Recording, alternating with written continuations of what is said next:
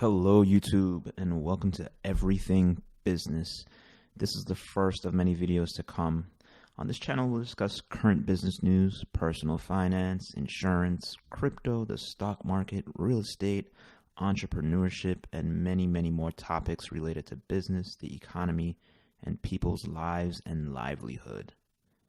So I'm so excited to be doing this. It's been something that I've been wanting to do for quite some time. And I finally said, let's take the plunge and go ahead and do that. So today we're just going to go ahead and go through some of the business news in this news cycle and discuss some of these articles, and I'll share my thoughts on them. And, I'd love to hear your thoughts on my thoughts, as well as just thoughts in general on the topics that we discuss. So let's go ahead and jump right in. The first article we'll discuss today is from the New York Times. Railroad unions and companies reach a tentative deal to avoid a strike.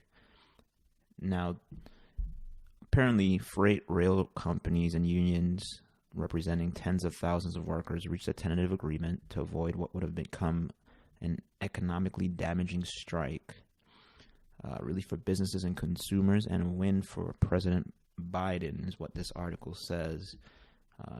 I think that it's interesting that the White House got involved in these negotiations, and it probably speaks to the magnitude of getting a deal done and getting it done quickly. As you know, we're a very consumer-driven economy in America, and as a result, we need to make sure that our logistics are top-notch, so that our supply chains and different things like that allow for us to keep consuming and for the economy to keep going at a certain pace. So let's get back into this article. The breakthrough came just hours before a critical deadline that would have allowed workers to strike, and followed all-night talks with unions and industry leaders that were brokered by Mr. Biden's Labor Secretary, Martin J. Walsh. Interesting that they call him Mr. Biden and not President Biden, but I digress. In remarks at the White House on Thursday, Mr. Biden hailed the agreement as a win for both workers and companies alike, reflecting his effort this week to remain impartial in the talks as he tried to push the sides toward agreement. While Mr. Biden has styled himself as the most pro-union president in history, he avoided publicly taking sides and portrayed the tentative deal as an achievement for both unions and corporations. So, not being political, but it seems like the president wants to, walk the line and make sure that he's not seen one way or the next. Let's skip ahead a little bit here in the article. The deal now heads to union members for ratification vote, which is a standard procedure in labor talks. And based on that vote, the workers would agree not to strike. Let's see what they actually were looking for in this. Okay, so here are some of the concessions that the workers won. Better pay, more flexible schedules, including time off for medical appointments. The rail unions made it clear that their workers were prepared to walk off the job, and so a deal came around quickly. The deal was praised by both freight companies and union leadership. It would increase worker wages by a total of 24% over 5 years, stretching back to 2020. Including what industry groups said would be an average payout of $11,000 per worker upon ratification. So $11,000 for the average worker in this industry. I'm sure that'll be very helpful to them, their families, and to the economy at large. Another crucial win for the unions, at least as they put it, is the ability to take unpaid time off to attend medical appointments without penalty. One of several measures meant to ease the burdens of a scheduling system that workers said made it increasingly difficult for them to plan routine physician visits or vacations. That's a common theme that I've been seeing lately, and I think honestly since 2020, when the events of 2020 and 2021 came about, is that a lot of workers see the value in having more flexibility and in having more control of their time, in working for companies that respect that, or at the very least are more accommodating of them taking time off. I think that's one thing that you've seen a shift in work culture is that people are seeking more balance.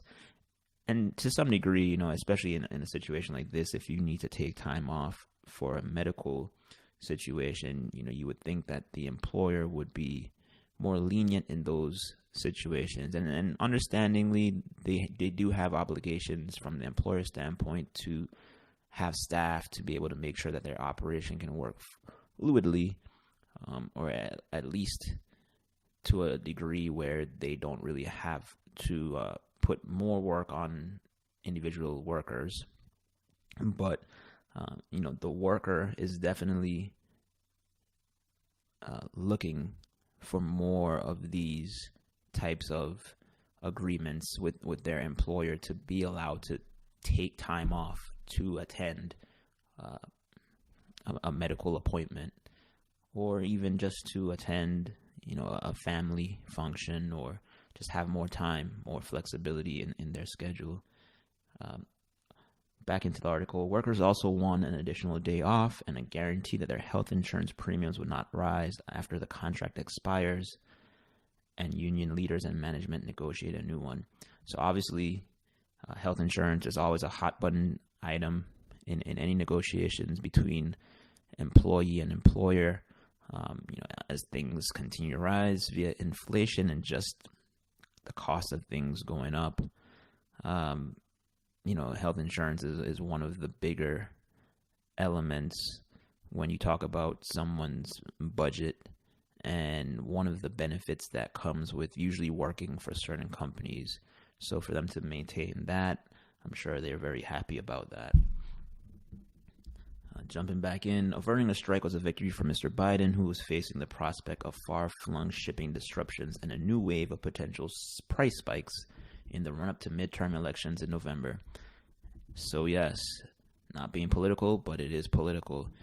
At the same time, elections are right around the corner, and the Democrats right now want to maintain their majority. And obviously President Biden wants to maintain, or what some would say maintain, while others might say try to regain some momentum going into these elections. The Democrats definitely want to remain in power, while the Republicans want to steal some of those seats. So this obviously was something that the White House saw as a very important piece in them maintaining that majority. Back to the article. Mr. Biden and his economic team had increasingly asserted themselves in the talks over the past week, hoping to avoid a work stoppage that would have snarled the distribution of food, chemicals for water treatment plants, and other critical goods across the country. Such a stoppage also risked creating shortages on store shelves that could have sent consumers' prices soaring, further adding to an inflation rate that reached a 4-decade high this summer.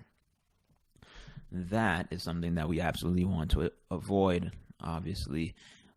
No one really wins in that situation, right? The consumer, they're upset because their bills have gone up. It's more challenging for them to meet their needs.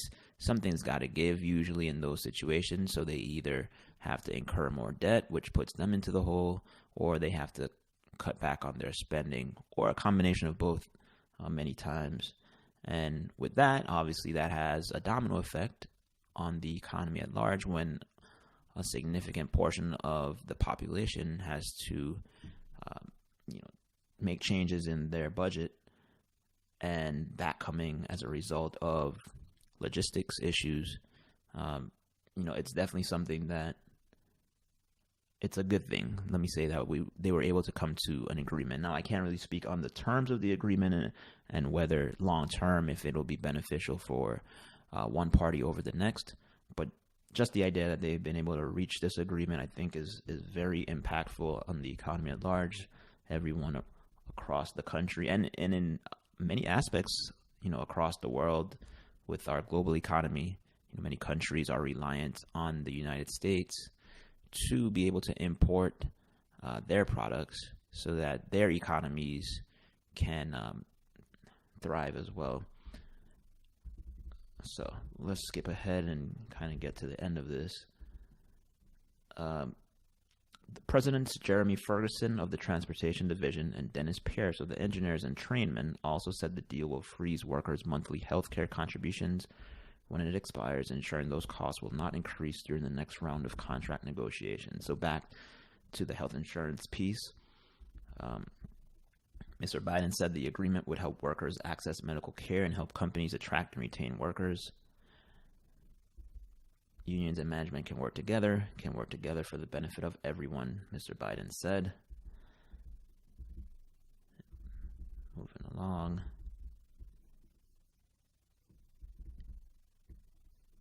Nearly a third, and this is kind of what I was just alluding to, nearly a third of U.S. freight moves by rail, second only to trucking. The Association of American Railroads estimated that a nationwide rail service interruption would have idled more than 7,000 trains daily and cost the economy more than $2 billion a day.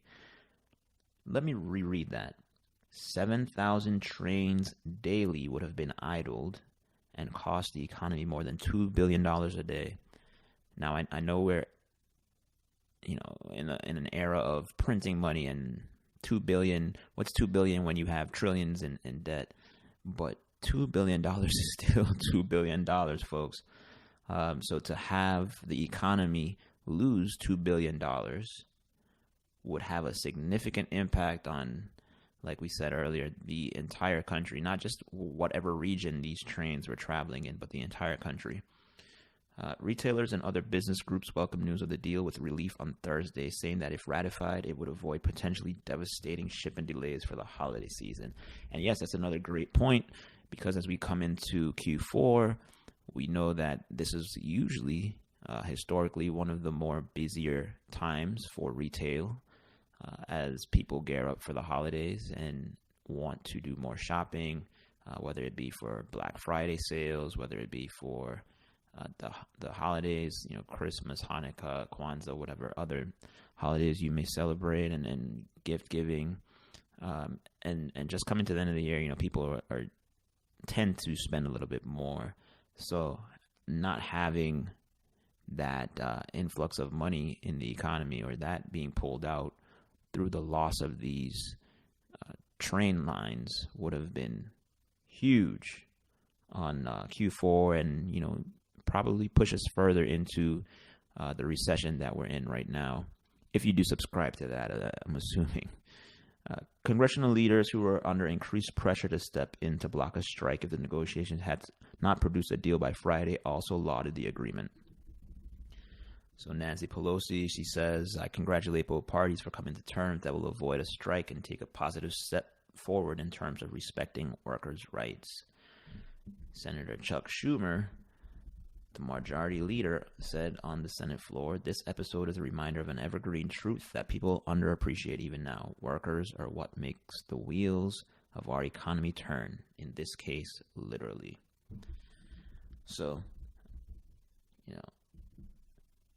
happy to see that they've come to a tentative agreement. Hope that this is something that helps, the worker, also helps the rail, and helps the economy and the population at large. Another article that I found of interest, Patagonia billionaire boss gives fashion firm away to fight climate change. This one comes from BBC, and I hope I'm not mispronouncing his name, but Yvonne Chenard said any profit not reinvested in running the business would go to fighting climate change. And, it's interesting because we see a lot of high net worth individuals who have pledged, whether it be Warren Buffett, Bill Gates, or the like, their net worth, or should I say, their resources upon their death, or even in many cases before that, they've transferred it to trusts and other and nonprofits and foundations with the intent of giving it back to, quote unquote, the world, whether that be through children who are impoverished, or climate change, or just, any other philanthropic endeavors. So this just seems to be another billionaire who is doing that. But interestingly enough, Patagonia, at least when I think of the brand, I do think of the earth, and I do think of sustainability. further in this article, it says it is famous for an advert titled "Don't buy this jacket," asking shoppers to consider costs to the environment. And that's one of the reasons why I see this business as such. And it seems fitting that the CEO or the founder, of Patagonia would come to this conclusion of giving to climate change. And, whether you believe that climate change is real or not, you have to applaud the efforts of something like this, trying to make the world a better place for future generations. That's obviously a good endeavor. A little bit about Mr. Chenard. It goes on to say in the article, he was a rock climbing fanatic. He started out as making metal climbing spikes for himself and his friends to wedge into rocks before moving into clothing and eventually creating a hugely successful sportswear brand with a cult following. And yes, usually I think of two brands when I think of clothing, apparel, and a cult-like following. I'm sure there are many others, but for me, what comes to mind is Patagonia and Yeti.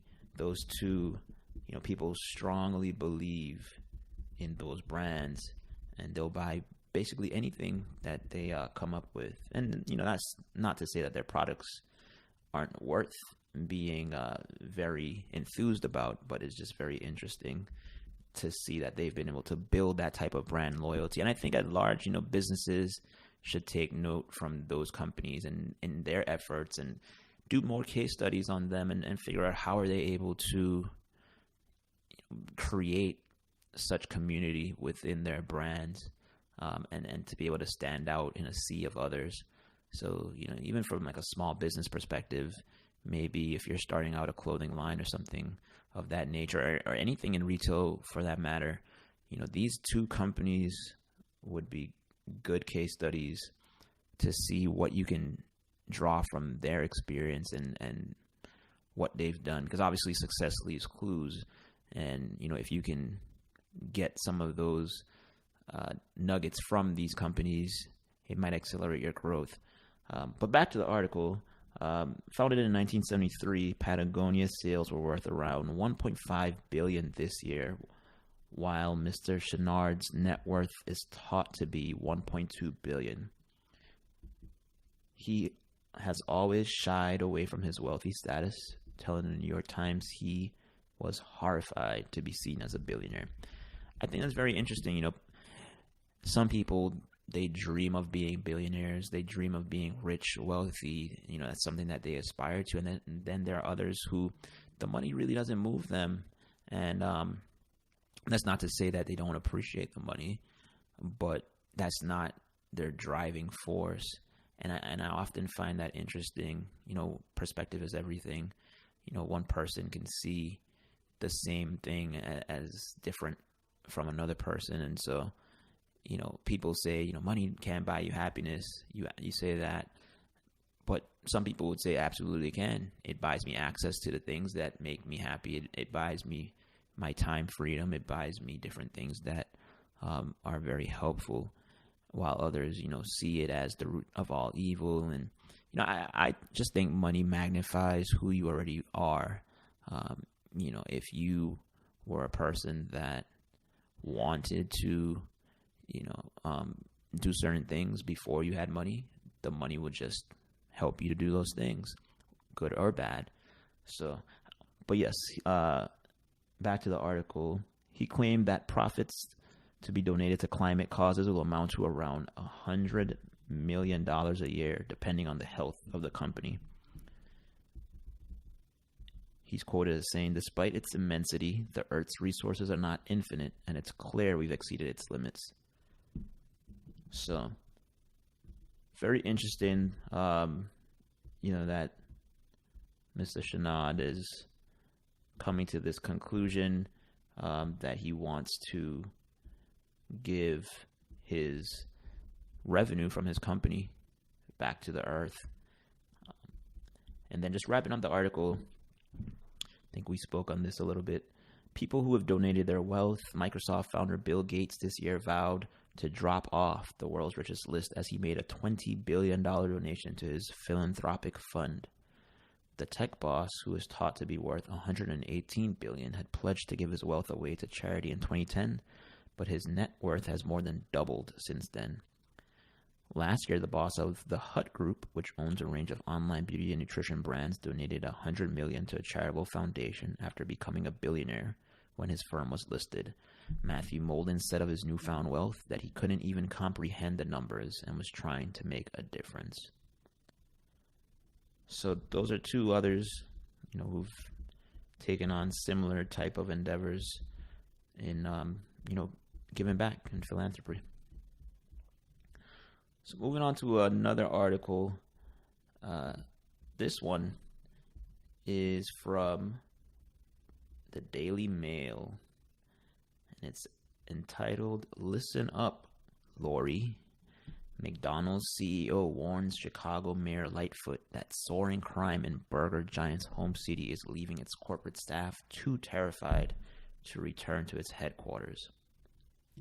Wow, that's a very, very bold title. The CEO of McDonald's is speaking out about the crime crisis in Chicago and believes the lack of safety is keeping employees from returning to the fast food giant's Windy City headquarters, in a warning to Democrat Mayor Lori Lightfoot. I feel like Chicago's been in the news a lot recently for crime, and I know that this isn't new as far as crime goes, but it seems like now it's been affecting the business side of things. Before it was more socially. People weren't feeling safe, and now it's trickled into businesses feeling like their productivity or their workers' safety is at risk, and as a result, they're contemplating either leaving or they have left, out of Chicago specifically, Illinois to some degree, but mostly Chicago. Case in point, the Bears are planning to move to a new facility outside of the Chicago area. And despite efforts by the mayor and other political figures in the city to persuade them to stay, I don't recall the figures that they offered, but they were astronomical sums that the Bears really didn't even consider. So that kind of speaks to, the thought process of some of these business leaders as they go through the process of thinking, what do I need to do for my worker? What do I need to do for my bottom line? What do I need to do for my consumer? And it seems like leaving Chicago is one of those things. But let's see if that's the direction that McDonald's is also heading. Chris Kemzinski spoke last Wednesday at the Economic Club of Chicago, where he says the violence has been a problem when trying to convince employees to come back. He said, "Everywhere I go, I'm confronted by the same question. What's going on in Chicago? There's a general sense out there that our city is in crisis." Crime is up 37% from this point in 2021, according to the city's own data. Murders and shootings are down double digits, but thefts are up a shocking 64%. Wow. Yeah, I mean, as a worker, if you feel like you have to carry a weapon to work, or you have to look over your shoulder as you're leaving your vehicle just to get to work, if you had to think between having this job or my life, most people are going to side with their life, particularly, when they have choices. And if you're working at the McDonald's headquarters, I assume that you have choice in where you can work, whether it be at another fast food chain or some other occupation. Back to the article. Although Kemzinski calls the city home and plans to stay, this isn't the first time he has weighed in on the conversation about crime-riddled Chicago. Back in 2021, he appeared to blame the parents of 2 children who were shot and killed at a McDonald's drive-thru in the city in texts to Lightfoot, which led to calls for his resignation by activists and Democratic politicians. I'm not familiar with that story, but that definitely seems tragic. Anytime someone dies, it's sad, particularly if they're children.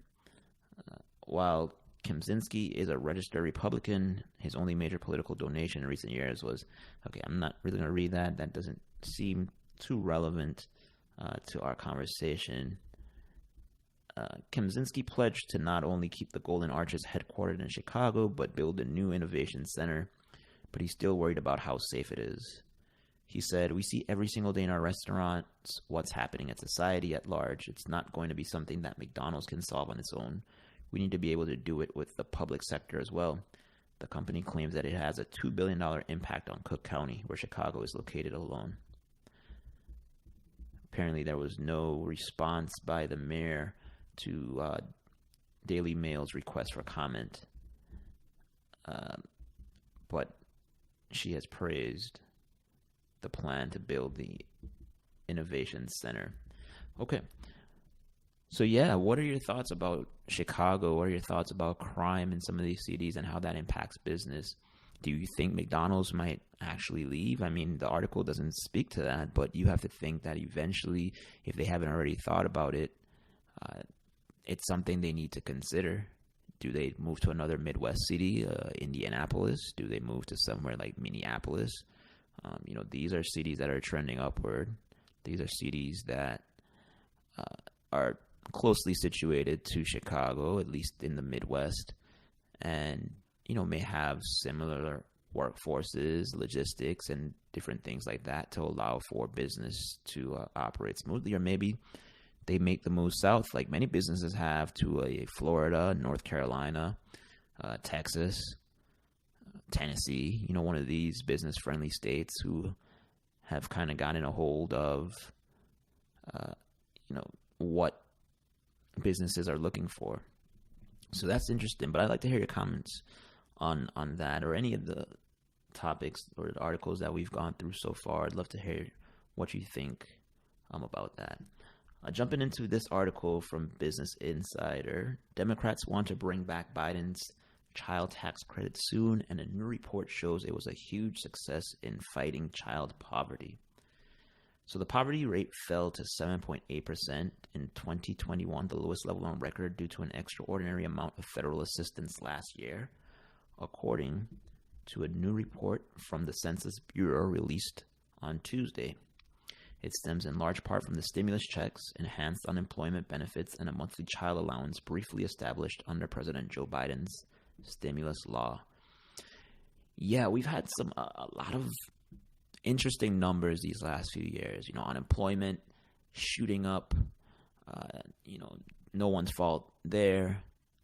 Now unemployment is on the decline. Great resignation. Poverty going down, going up. It's been very interesting, to say the least, how these numbers and if you really dig into the numbers, maybe you see a different story than what's being reported. But if we're going off of what we're reading, it's been very interesting. The new report also indicated that the number of children living in poverty was reduced roughly by half. I always find this interesting, and child poverty or poverty in general in America, one of the richest countries, if not the richest country in the world, seems like it shouldn't be, right? But obviously, and I'm not putting blame or fault on anyone, but I still think it's interesting that we end up in these conversations. But if I recall correctly, the payments were around $300 to $350 per child. So my question is it really that amount of money required to keep a child out of poverty? And maybe it's my ignorance as far as what it costs to have children not live in poverty. But that number seems fairly low. Maybe it's the average, maybe in rural areas that would be enough to support a child. But I'm thinking from the perspective of food cost and housing, any extracurricular activities that the child may be involved with, health costs, clothing, all these things. It feels like $300 a month, $350 or whatever that number is, would not be sufficient.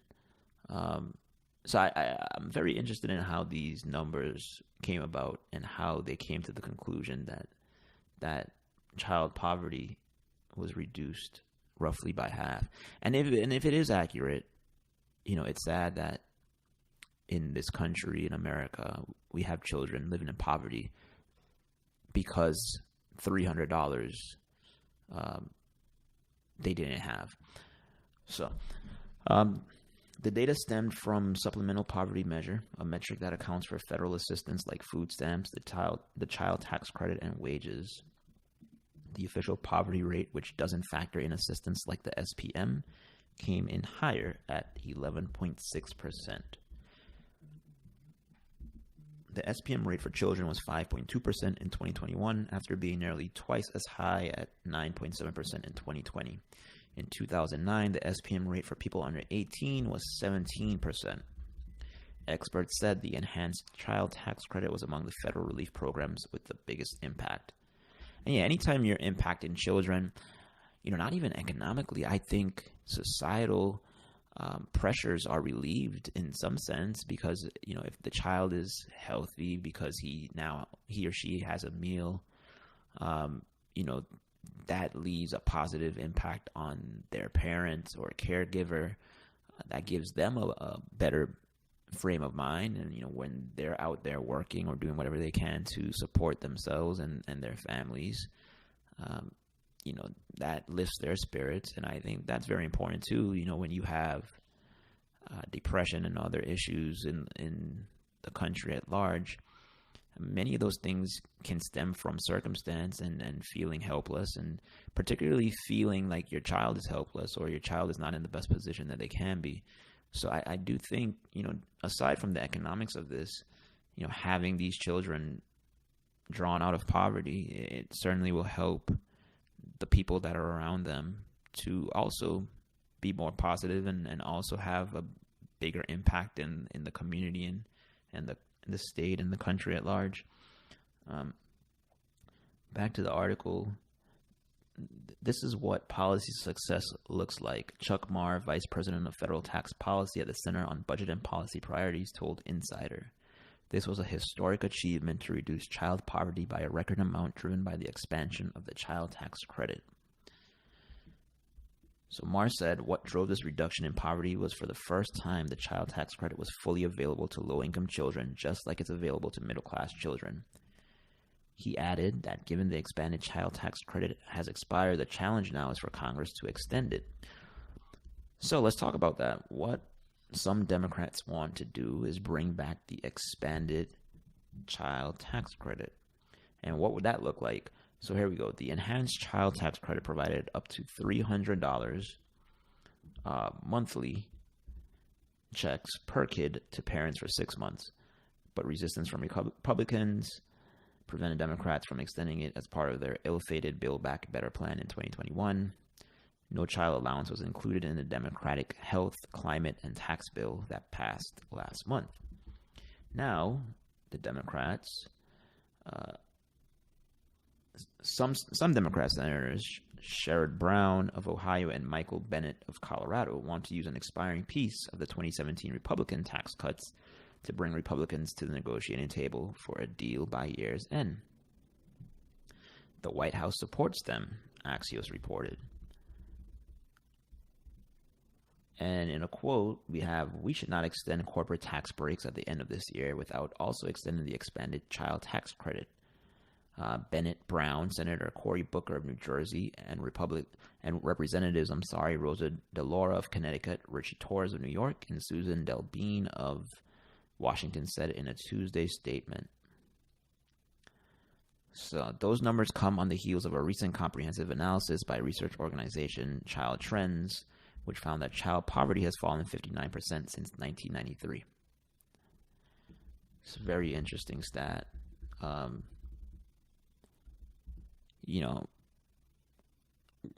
just curious, where are those numbers? If any of you know, let us know in the comments if you have any experience in child poverty, and whether your personal experience, if you care to share, as well as any economic driven experience that you have as far as research or the like. The child trends research suggests expanding the social safety net has only helped child poverty go down over the years, even in light of economic crisis like the Great Recession. Without measures like the expanded child tax credit, poverty likely increased in 2022. And lastly, I certainly do have some concerns that without those economic impact payments and the child tax credits, we will see an increase in poverty in 2022, Elise Gold, senior economist at Economic Policy Institute, told Insider. So we know that some of those measures were instrumental in reducing things like food insecurity. So unfortunately, I think without them, we're going to see an increase in hardship in 2022, even though we've had a growing economy. And so this is going to be very interesting to see what unfolds in the next few weeks here, because similarly to what we spoke about earlier with the union and the rail lines and getting that agreement situated, I see a similar positive impact on society, if they're able to come to some type of term between the Republicans and the Democrats. It seems like they're trading between corporate benefits, tax benefits, and these credits for children. So if they can come to some consensus, allowing these children to, again, receive the funds that many of them need in order to climb out of poverty, and then corporations are able to also get some of these tax benefits, which you tend to feel or hope that will then be extended to the consumer or the workforce. Everybody can get a win in this situation. Now, where all this is paid for from a tax position, that's still up for debate, but at least it's something that they're working towards. All right, so let's jump into another article while we're on the topic of government. This one is from Law 360. GOP bill would tie IRS enforcement hires to customer service. I'm actually going to skip over that one. Let's talk about retail sales growth being sluggish in August as consumers fight to keep up with inflation. Retail sales numbers were better than expected in August as price increases across a multitude of sectors offset a considerable drop in gas station receipts, the Census Bureau reported Thursday. Advanced retail sales for the month increased 0.3% from July, better than the Dow Jones estimate for no change. The total is not adjusted for inflation, which rose 0.1% in August, suggesting that spending outpaced price increases. We're obviously in an inflationary period, not only in America, but across the world. All these governments have printed money over the last few years, and now they have to pay the toll, no pun intended, for doing these things.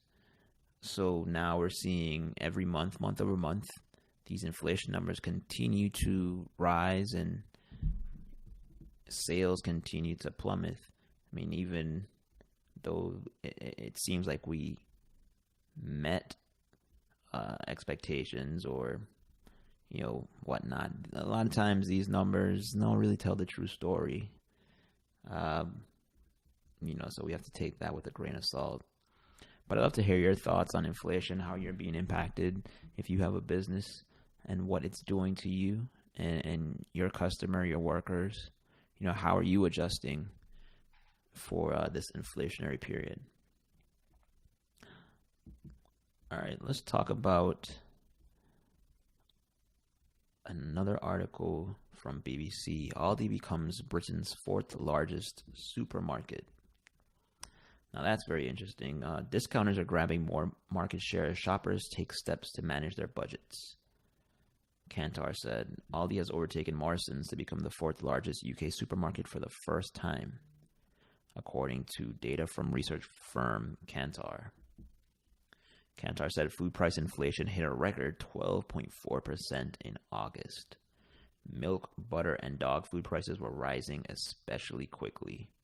Inflation in the UK has been rising at its fastest rate for 40 years as food prices climb with living costs eating into household budgets. Now, if I'm not mistaken, Aldi is a European chain. I know they're making headway into the United States as well. I have had the opportunity to visit a couple Aldis, and my opinion of them is that they provide a valid product for the market. I think, particularly their assortment and their pricing, their price point definitely fits that market that is looking for affordable but still good quality products, produce and the like. I thought it was very interesting, particularly in like the organic world, the amount of products that Aldi does have in that space. You usually think of Whole Foods or Earth Fare or those Sprouts or those types of grocers as the ones that would exclusively carry organic, or that's the market for those. But I was very interested to see that places like Aldi and Lidl, one of their competitors, carry the same thing. But then I found out, and I might be mistaken, but I believe this is correct, that Trader Joe's and Aldi are essentially under the same umbrella in some respects. So then it kind of made sense why that would be the case, and why Aldi, I think, is starting to do so well. And clearly that's the case over in the UK as well, that they are climbing the ladder, and consumers are seeing that they can get a good value for a good product by changing their shopping habits to places like Aldi, and not necessarily having to go to the most fancy or notable stores, because they can find similar products at Aldi. So that was another interesting article. Let's talk about this. This is from Food Business News. While we're on the topic of food, Burger King to invest $400 million in growth plan. Burger King has released the details of its $400 million investment plan designed to accelerate sales growth and increase franchisee profitability. The 2-year Reclaim the Flame, I like that, plan will refresh the company's brand through increased advertising and restaurant modernization investments in collaboration with its franchisees. We are relentlessly pursuing a better experience for our guests, said Tom Curtis, president of Burger King North American Operating Unit. This is the driving force behind all the initiatives that we are executing collaboratively with our franchises. Our plan is to focus on a few important priorities: operational excellence, refreshed image, and enhanced marketing that, when put together, provide a superior experience for our guests. And I think this is well overdue for Burger King. It seems like over the years they've lost their luster, as particularly as more burger joints come to the marketplace. I think that niche has become so saturated and competitive that Burger King, who, as their name would allude to, is trying to be the top in that niche, has kind of struggled to maintain their market share and to maintain their notoriety amongst the consumer. I think it's very interesting that now, they're taking these efforts, and obviously if you don't try to grow as a business, you will eventually wither and fade away. So they have to take these steps. But I'm curious to see if it's too late, if companies like Five Guys, who aren't necessarily their direct competitor in the sense of fast food, but people seem to be more willing to wait a few more minutes to get a better quality burger than to get through the drive-thru. And in many instances, with technology and apps and different things like that, getting food quickly there are workarounds for it. Instead of thinking that you just have to go through a drive-thru or what have you, curbside pickup, helping to alleviate some of that as well. With many people liking convenience, especially Americans. But back into the article, Approximately 120 million will go towards the company's advertising fund, an annual increase of roughly 30%. An additional 30 million will go towards improving Burger King's app integration. There's that technology piece. I think, McDonald's has shown us that is huge for fast food, places where, they have now implemented their app where you can order, as well as in store they have, the kiosk that you can order from as well. Which Burger King's app integration, which represents nearly 900 million of the company's yearly sales in the United States. So that's a significant piece of their revenue, 900 million from their app. The remaining 250 million will be divided between modernizing restaurant technology, kitchen equipment, and building enhancements, and remodeling projects. As part of the remodel program, Burger King also will change its incentive structure to improve capital returns for franchisees. So I guess they want the business operators, the owners, the franchisees to, they're already aligned with Burger King, obviously, because they chose to buy in, but even give them more reason to buy in.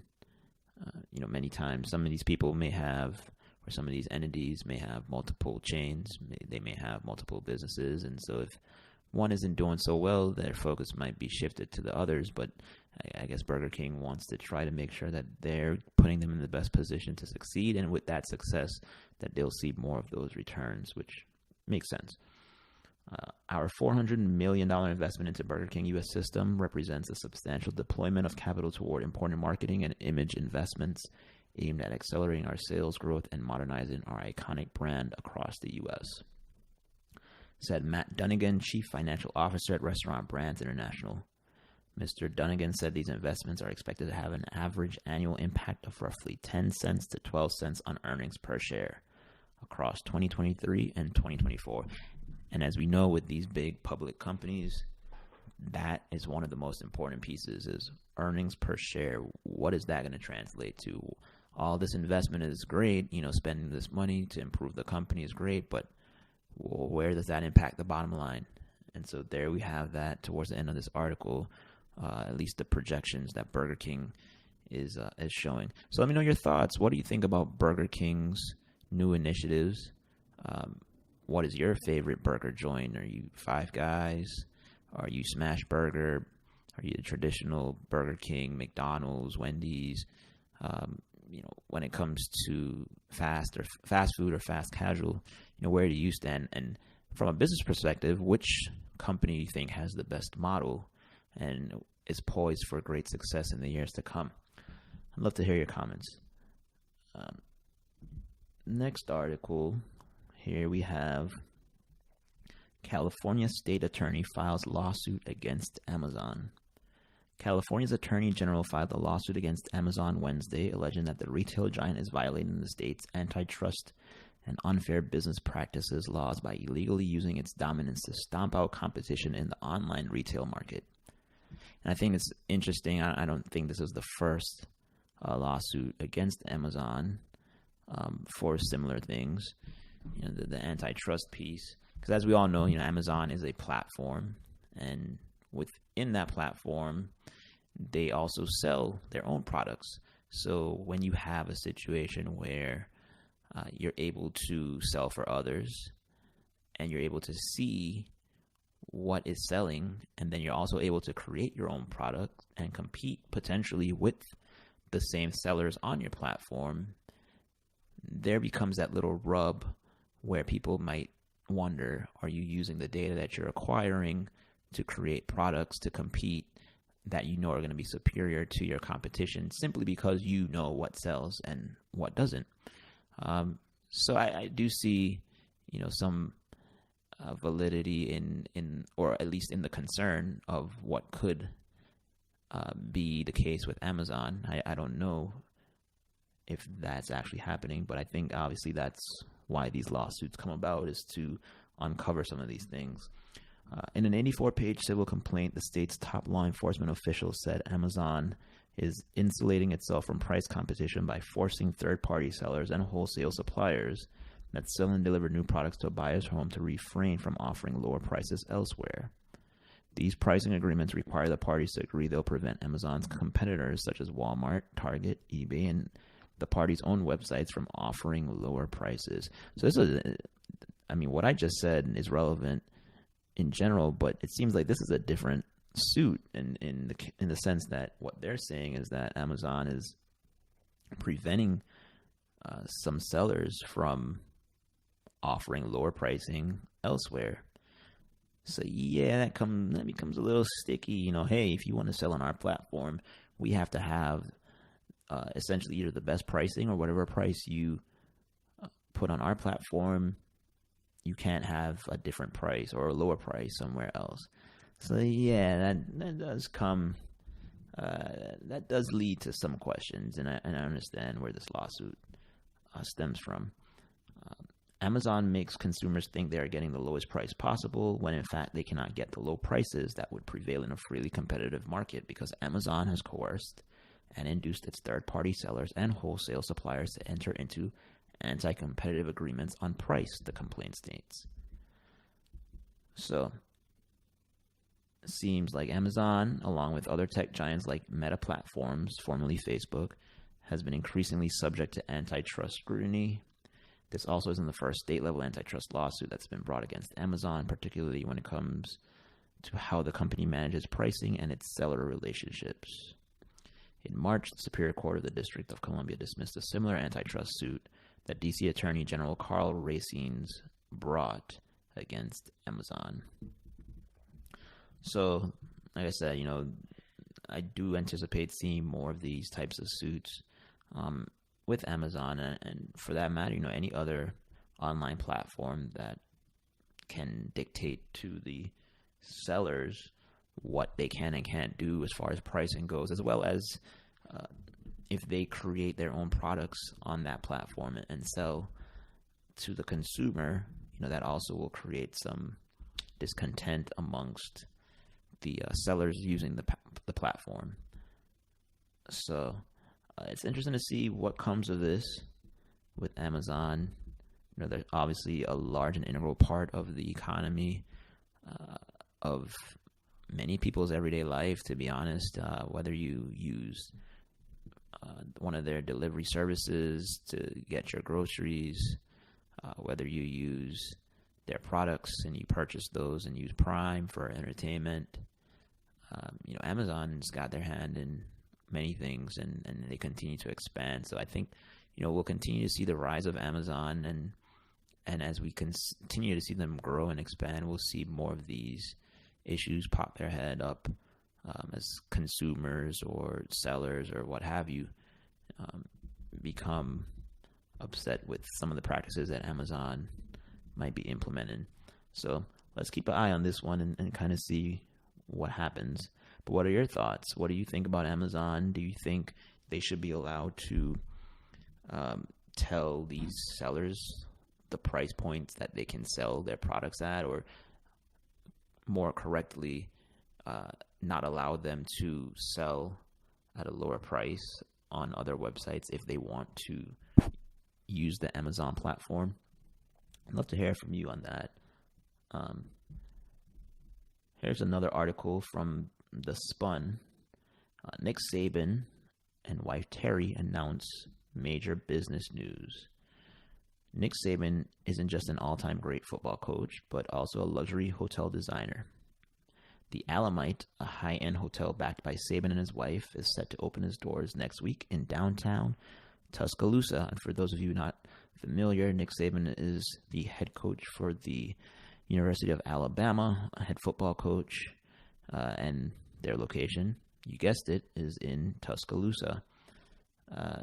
So Terry and I are excited to be a part of the ownership group for the Alamite. Saban said ahead of the grand opening, not only will this investment benefit our local economy, but it also represents a new standard for design and comfort in downtown Tuscaloosa. The hotel will reportedly feature 112 rooms, a French steakhouse, and a rooftop bar. It'll also feature artwork curated by local artists. Most importantly, it's just a 5-minute drive from Bryant-Denny.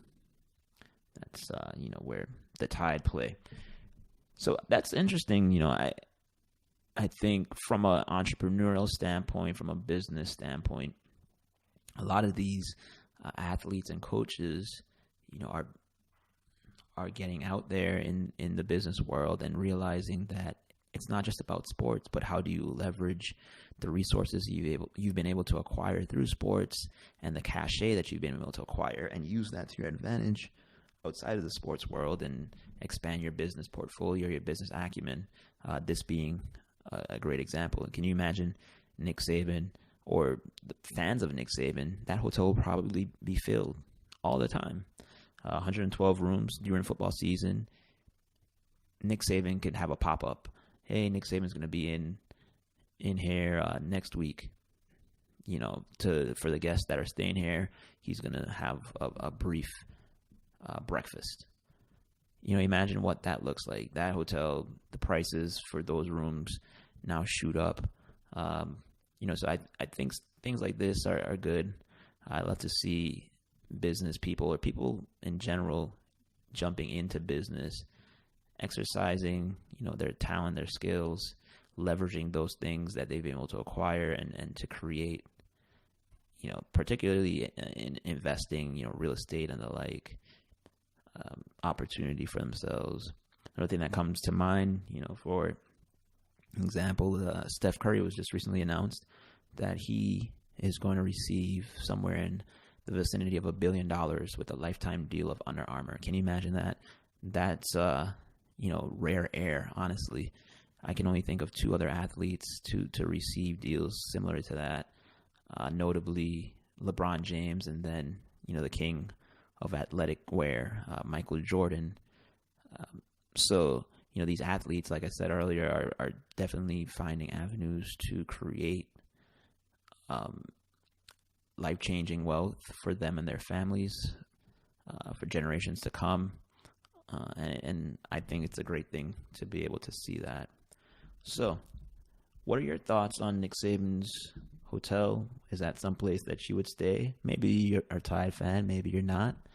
But in general, what do you think about athletes, and I guess to some degree entertainers, coming out of that lane that they may be in, or using their network or the things that they've acquired from their time in their respective fields, and expanding into other business interests and growing portfolios that way? Would love to hear from you on your thoughts on that. Would love to hear your thoughts on any of the other articles that we've discussed today, any other topics that we've discussed. Also, please leave some comments as to what you would want to hear. What are some things that interest you? What are some topics that you would want us to touch on? Whether it be specifically or generally. Looking forward to continuing this dialogue, expanding beyond just speaking on the news and different things in the business cycles, having case studies, having different things like that, just to continue to speak on, like I said, everything business. So again, just a reminder, this is Everything Business. This channel will discuss current business news, personal finance, insurance, crypto, the stock market, real estate, entrepreneurship, and many, many more topics related to business, the economy, and people's lives and livelihoods. It's been a pleasure speaking with you today. I hope to see you subscribe. Please go ahead and do so that you can stay updated on the content that we have to come. Go ahead and hit that bell icon so that whenever we drop a new video, you're made aware of that. And be sure to mention in the comments the things that you would love to hear, things that you would love to see, and the style of content that is appealing to you. Until next time, take care of yourselves, and we'll see you on the next video.